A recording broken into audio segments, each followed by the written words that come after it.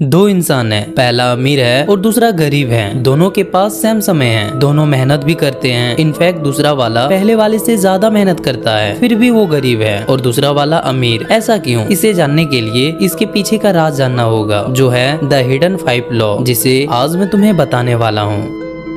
अगर तुम इस वीडियो के एंड तक रुक गए तो तुम्हारी लाइफ और तुम्हारी माइंडसेट पूरी तरह से बदल जाने वाली है, क्योंकि इसमें 4th लॉ ऐसा है जो तुम्हें सीधे 90% लोगों से आगे लेकर चली जाएगी। इसलिए ध्यान से देखना, क्योंकि आज मैं तुम्हें तुम्हारी लाइफ का मकसद देने वाला हूँ।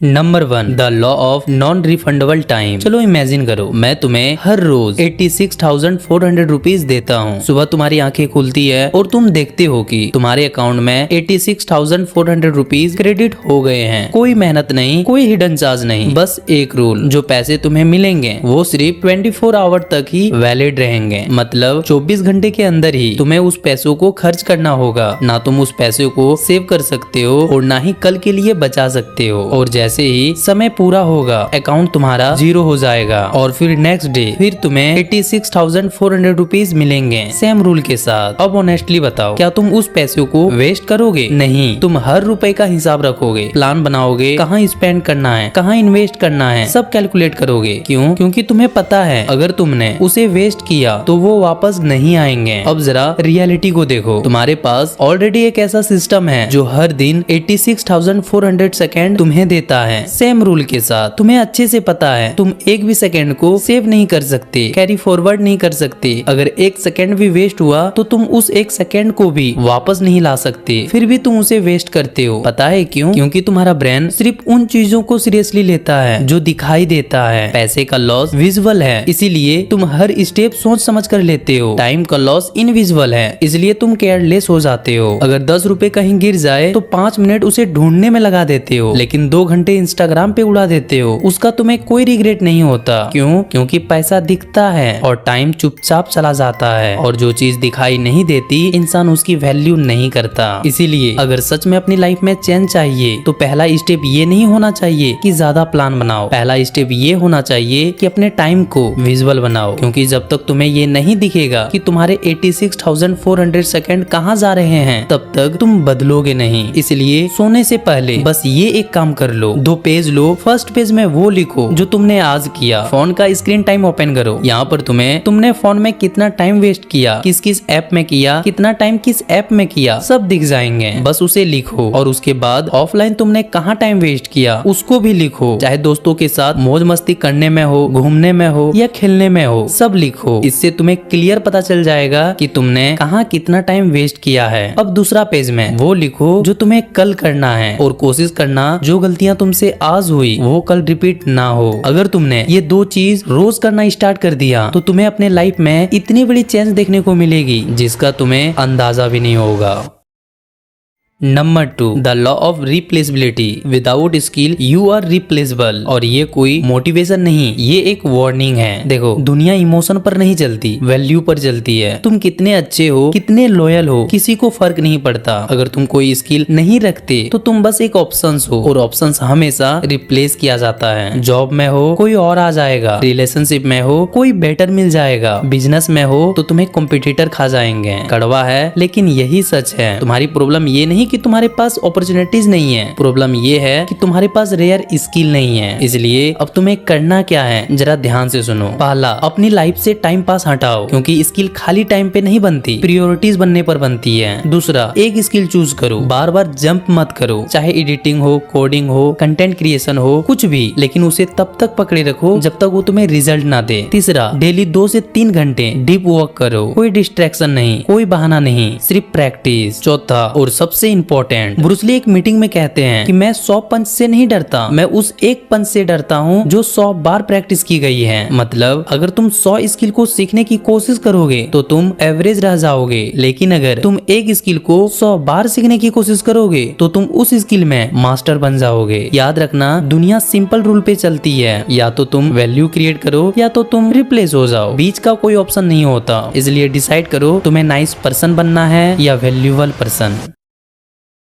Number 3, the law of environment. तुम सोचते हो तुम अपनी लाइफ का डिसीजन खुद लेते हो, लेकिन अगर ऑनेस्टली ऑब्जर्व करो तो तुम्हारी डेली लाइफ का 70 to 80% पार्ट ऑलरेडी डिसाइडेड होता है तुम्हारी इन्वायरमेंट के थ्रू। तुम सुबह उठते हो, फोन उठाते हो, स्क्रॉल करते हो, ये तुम्हारी चॉइस नहीं होती, ये तुम्हारा डिफॉल्ट इन्वायरमेंट है। देखो, इन्वायरमेंट का मतलब सिर्फ जगह नहीं होता, इन्वायरमेंट का मतलब तुम्हारे आसपास का बिहेवियर सिस्टम होता है। कौन लोग हैं तुम्हारे आसपास, वो क्या सोचते हैं, वो अपना टाइम कैसे यूज करते हैं, तुम रोज क्या कंज्यूम करते हो, ये सब मिलकर तुम्हारा इन्वायरमेंट डिफाइन करता है। और सबसे डेंजरियस चीज यही है, तुम कॉन्शियसली चेंज नहीं होते, तुम अनकॉन्शियसली अडॉप्ट कर लेते हो। अगर तुम 5 ऐसे लोगों के बीच रहोगे जो टाइम वेस्ट करते हैं तो तुम्हें वो गलत नहीं लगेगा, लेकिन अगर तुम 5 ऐसे लोगों के बीच रहोगे जो अपने लाइफ में ग्रो कर रहे हैं तो तुम्हें अपनी लाइफ स्लो लगने लगेगी। देखो, यहाँ इंसान सेम था लेकिन डिफरेंट इन्वायरमेंट था, जिससे डिफरेंट रिजल्ट भी आया। इसीलिए प्रॉब्लम अक्सर तुम नहीं होते, प्रॉब्लम वो सिस्टम होता है जिसमें तुम रह रहे हो। इसीलिए अगर तुम अपनी लाइफ को चेंज करना चाहते हो तो हैबिट चेंज मत करो, इन्वायरमेंट चेंज करो, क्योंकि जब इन्वायरमेंट चेंज होता है तो बिहेवियर ऑटोमेटिकली शिफ्ट होने लगता है। इसीलिए तुम्हारा पहला काम डिजिटल इन्वायरमेंट को चेंज करना है। देखो, जिस तरह की कंटेंट तुम कंज्यूम करते हो उस तरह की तुम्हारी सोच होती है, और जिस तरह की तुम्हारी सोच होती है उसी तरह तुम बनते जाते हो। अगर तुम नाच मुजरा देखने वालों में से हो तो तुम्हारा माइंड बार बार उधर ही जाएगा। अगर तुम सेल्फ ग्रोथ के रिगार्डिंग वीडियोस देखते हो तो तुम्हारा माइंड खुद को ग्रो करने की कोशिश करेगा। क्यों? क्योंकि ह्यूमन ब्रेन एल्गोरिदम की तरह काम करता है, जो तुम उसे बार बार दिखाओगे वही वो रिपीट करेगा। इसीलिए डिजिटल इन्वायरमेंट सुधारना ऑप्शंस नहीं है, ये बेसिक रिक्वायरमेंट है। दूसरा है सोशल सर्कल। तुम जिन लोगों के साथ बैठते हो वही तुम्हारी लाइफ का डायरेक्शन डिसाइड करते हैं। अगर तुम्हारे आसपास के लोग सिर्फ टाइम पास करते हैं तो तुम चाहे कितनी भी ट्राई कर लो, धीरे धीरे तुम वही करने लगोगे, क्योंकि इंसान कॉन्शियसली नहीं अनकॉन्शियसली कॉपी करता है। इसीलिए सिंपल रूल याद रखो, जो लोग तुम्हें पुश नहीं करते हैं वो तुम्हें धीरे धीरे नीचे खींचते हैं। इसीलिए या तो तुम अपना सर्कल अपग्रेड करो या फिर अपनी डिस्टेंस मेंटेन करो।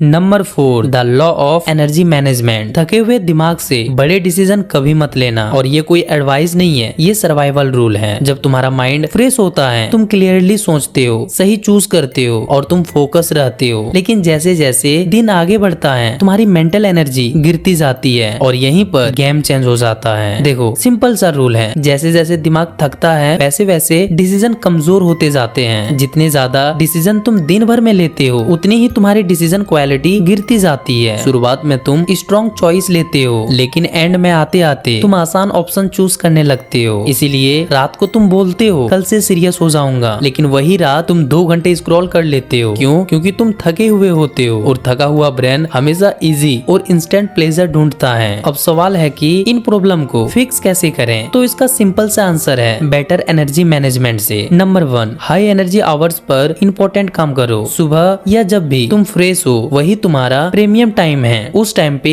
स्क्रॉलिंग नहीं, उस टाइम पे क्रिएशन करो। नंबर 2, लो एनर्जी आवर पे इजी काम रखो। जब दिमाग थक जाए तब प्लानिंग, रिवाइजिंग या लाइट वर्क रखो। उस टाइम पे टफ डिसीजन लेने की गलती भी मत करना। नंबर 3, एनर्जी लीकेज बंद करो। हर नोटिफिकेशन, हर रैंडम स्क्रॉल तुम्हारी एनर्जी को तोड़ता है। तुम्हें लगता है तुम सिर्फ 5 मिनट दे रहे हो, लेकिन रियलिटी तुम अपना फोकस ब्रेक कर रहे हो। याद रखना, तुम्हारी लाइफ तुम्हारी टाइम से कंट्रोल नहीं होता, तुम्हारी लाइफ तुम्हारी एनर्जी से कंट्रोल होता है। क्योंकि सेम 24 आवर सबके पास होते हैं, फर्क बस इतना है कोई अपनी बेस्ट एनर्जी को वेस्ट कर देता है और कोई उसे सही जगह इन्वेस्ट करता है।